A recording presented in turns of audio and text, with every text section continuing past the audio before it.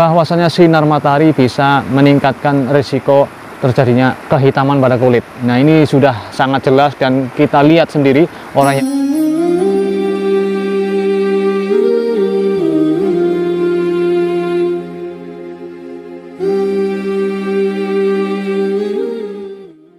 Assalamualaikum warahmatullahi wabarakatuh. Alhamdulillah teman-teman sekalian, pada kesempatan kali ini kita bisa berjumpa lagi dalam channel Makes Mudah atau materi kesehatan mudah.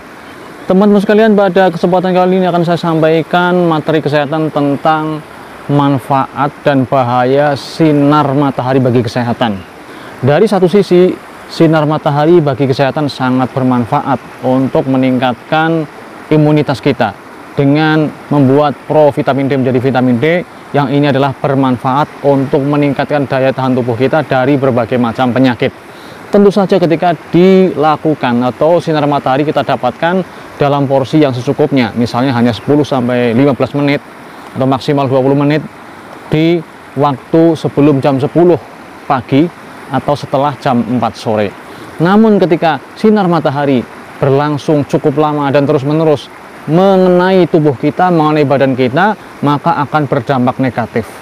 Di antaranya adalah satu, bisa menyebabkan paparan sinar ultraviolet tersebut akan mengenai langsung kepada tubuh kita atau kulit kita, yang berisiko terjadinya kanker kulit.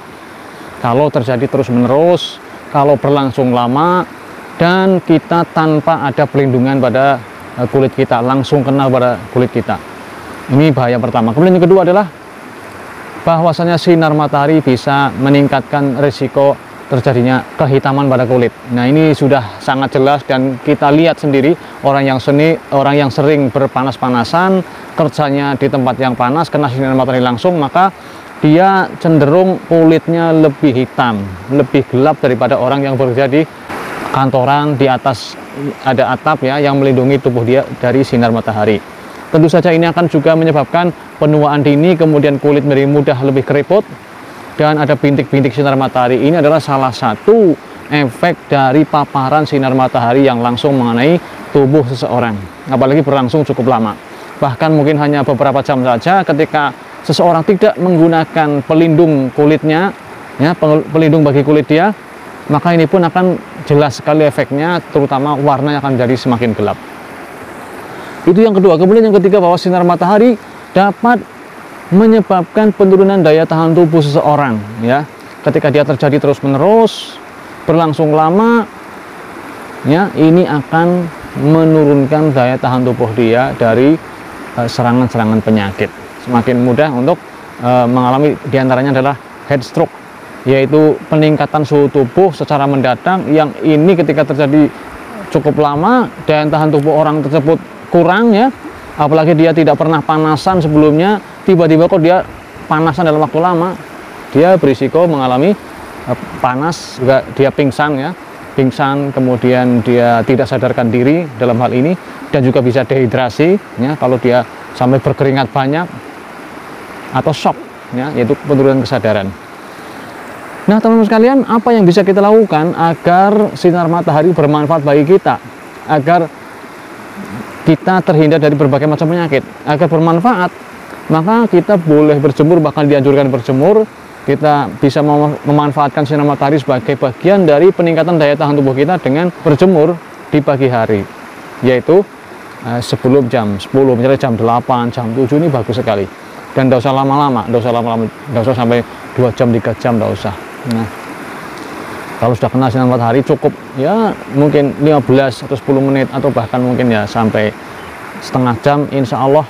Kalau ini jamnya adalah jam kita itu tidak pas panas sekali, ya, sebelum jam 10, misalnya jam 8 atau jam 7, ini kalau masih aman dan bermanfaat. Kemudian yang kedua, ketika kita terpaksa harus bekerja di tengah-tengah terik sinar matahari, maka gunakan tabir surya. Ini akan melindungi dari sinar ultraviolet yang langsung mengenai tubuh kita. Kemudian gunakan pula pakaian yang bisa melindungi tubuh kita, ya. Dan diantaranya sinar matahari juga bisa menyebabkan gangguan kesehatan pada mata, ya. Diantaranya adalah terjadinya rabun senja, kemudian juga pterygium atau istilah Jawanya timbilen. Ini juga bisa diantaranya karena paparan sinar matahari yang mengenai area mata. Oleh karena itu, diantara cara untuk menghindari itu dengan menggunakan kacamata hitam yang bisa membuat mata lebih redup, ya. Kemudian topi yang lebih lebar ya ke sana, sehingga melindungi mata juga wajah dari paparan sinar matahari langsung. Kemudian sebisa mungkin kalau bisa ya, hindari paparan sinar matahari langsung pada jam 10 sampai jam 16. Tentu saja bagi orang yang mampu menghindari, kalau memang kerjanya di tengah jalan, dia sebagai misalnya yang membuat jalan misalnya, maka ini sulit dihindari, maka gunakan pelindung ultraviolet atau tabir surya, kemudian gunakan pakaian yang menutupi tubuhnya dan pakai topi yang menutupi wajah dan matanya. Artinya dari sini sampai sini ke mata tidak kena sinar matahari langsung.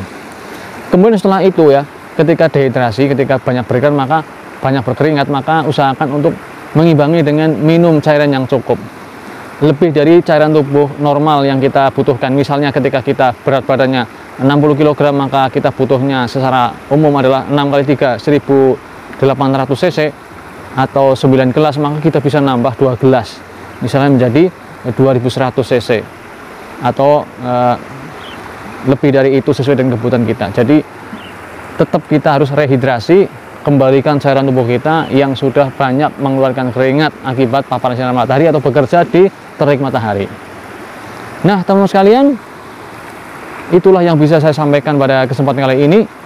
Dan perlu kita ingat, ketika Anda sudah menggunakan tabir surya, meskipun sudah menggunakan di pagi hari, maka ketika sudah keluar keringat yang banyak, kita bisa mengulangi lagi ya. Nah, mengulangi lagi tabir surya tersebut agar yang sudah kita aplikasikan ke kulit kita, kemudian kena keringat, kemudian hilang, atau bahkan mungkin Anda berenang juga hilang, maka akan ada lagi perlindungan atau tabir surya untuk kulit kita. Semoga bermanfaat tips pada kesempatan kali ini. Cenderawasih Berupa Buah. Terima kasih dan sampai jumpa. Dan bagi Anda yang belum subscribe, silahkan Anda subscribe, kemudian like atau komen untuk lebih bermanfaat apa yang kita sampaikan pada channel Makes Mudah di video kali ini dan video-video selanjutnya. Cenderawasih Berupa Buah, terima kasih dan sampai jumpa. Wassalamualaikum warahmatullahi wabarakatuh.